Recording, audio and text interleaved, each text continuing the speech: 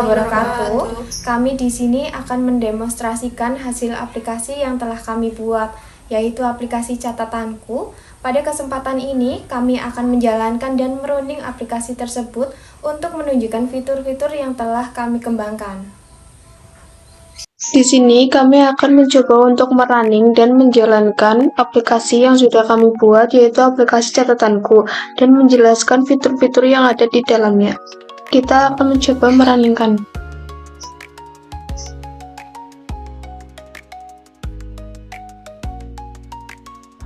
Inilah tampilan awal aplikasi Catat Dulu. Di sini kalian yang belum mempunyai akun, kalian bisa klik daftar di sini. Kalian isi username, password, dan konfirmasi password. Lalu kalian klik daftar. Kalian masukkan username dan password yang sudah kalian buat tadi untuk login ke aplikasi Catat Dulu. Berikut adalah tampilan halaman tambah catatan baru. Di sini pengguna dapat menambahkan catatan harian dengan mengisikan beberapa data penting. Isi judul catatan, lalu isi tanggal, lalu isi catatan harian yang kalian akan buat.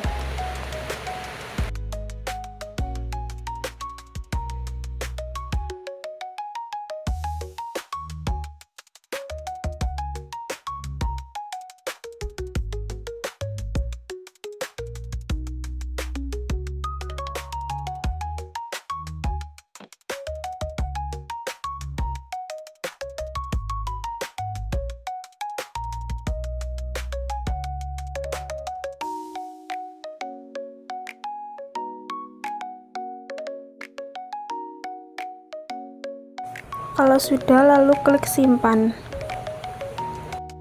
Penjelasan struktur utama dari aplikasi catatanku. Yang pertama, kita klik aplikasi. Folder utama yang berisi semua komponen penting dari aplikasi. Yang kedua, manifest. Terdapat file Android mainstream, yaitu file inti yang mendeskripsikan seluruh struktur dan konfigurasi aplikasi seperti komponen, activity, dan permission. Untuk yang ketiga, terdapat file Android Manifest XML, yaitu file inti yang mendeskripsikan seluruh struktur dan konfigurasi aplikasi seperti komponen, activity, version, dan lainnya. Jelaskan folder Java. Yang pertama ada com example catatanku, yaitu berisi adapter, database, dan UI. Saya akan jelaskan fungsi masing-masing komponen yang terlihat. Ada adapter, catatan adapter bertugas sebagai adapter untuk menampilkan daftar catatan di Recycle View. Catatan adapter mengatur bagaimana data dari objek catatan ditampilkan ke dalam tampilan list di UI. Yang kedua ada database. Di sini ada beberapa room. Yang pertama aplikasi database. Kelas utama room database mengatur instan database dan menggabungkan semua DAO. Yang kedua ada catatan.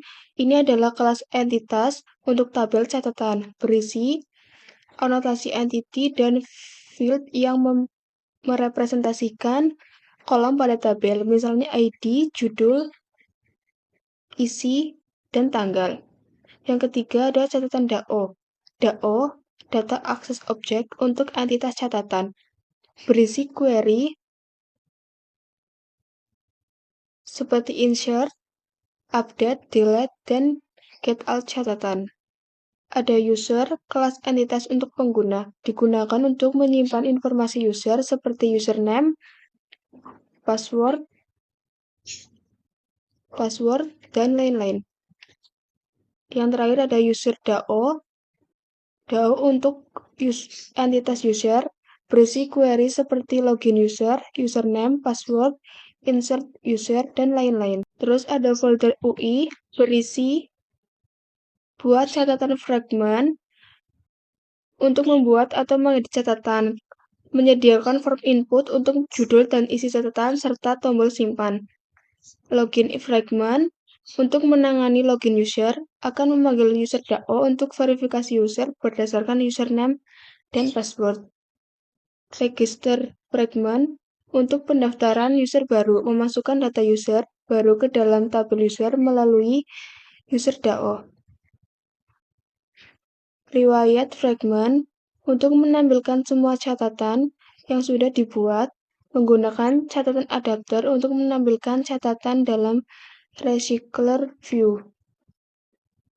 Catatan view model untuk menghubungkan UI dengan data menggunakan live data dan repository. Mengatur antara UI fragment dengan room database secara efektif. Ada main activity, aktivitas utama, entry point dari aplikasi. Biasanya mengatur navigasi antar fragment atau toolbar utama. Selanjutnya ada cop example catatanku berisi tentang example instrument test. Ini adalah instrumen test digunakan untuk menjalankan pengujian yang membutuhkan perangkat Android atau emulator.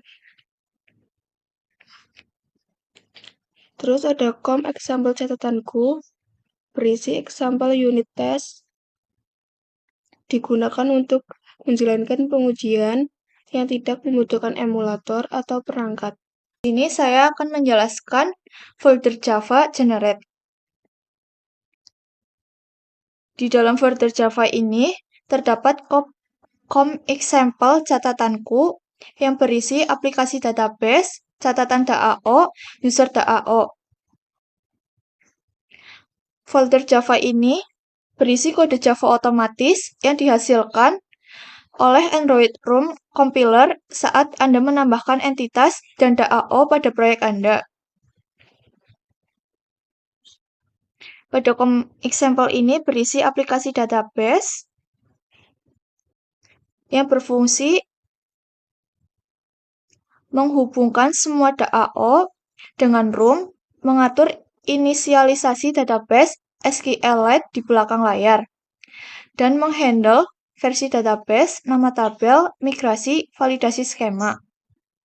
Selanjutnya ada catatan DAO yang berfungsi mewujudkan query-query yang Anda definisikan di catatan DAO dan diimplementasikan menjadi kode SQL siap pakai dan langsung bisa dijalankan oleh ROM.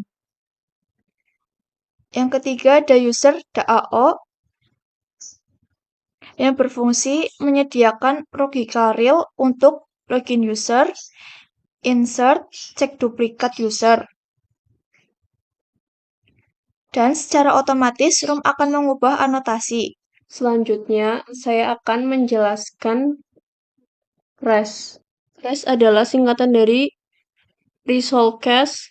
Di dalam folder ini, kamu menyimpan semua sumber daya yang tidak berupa kode Java atau Kotlin seperti layout UI, gambar, string, dan lain-lain.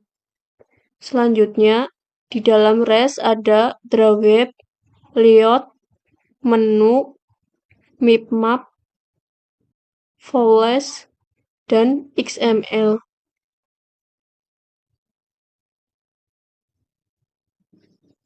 Selanjutnya, drawweb digunakan untuk menyimpan gambar atau bentuk grafis yang digunakan di aplikasi. Di dalam drawweb ada edit text round, selanjutnya ada header, gradient, yang ketiga ada input XML, yang keempat launcher background, yang kelima launcher foreground, dan yang terakhir logo catatanku.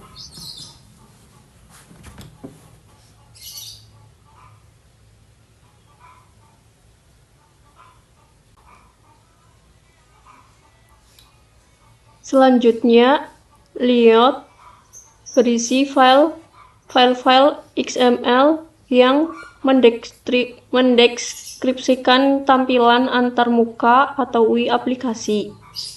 Setiap file di sini biasanya mempresentasikan satu layar. Di dalam layout ada activity main, yang kedua fragmen buat catatan, yang ketiga fragmen login, yang keempat fragmen register, yang kelima fragmen riwayat, yang keenam item catatan.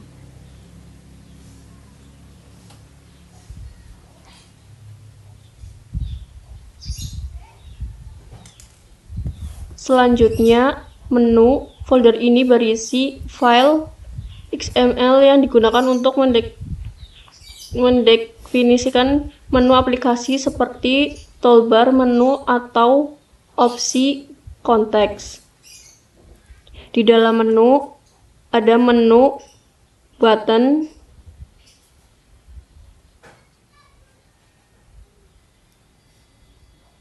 selanjutnya map berisi ikon aplikasi dalam berbagai ukuran. Launcher ini yang ditampilkan saat aplikasi diinstal. Di dalam map ada launcher, yang kedua launcher foreground, yang ketiga launcher round.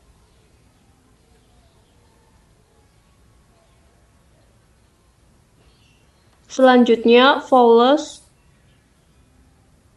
berisi file XML yang menyimpan nilai-nilai umum atau konteks.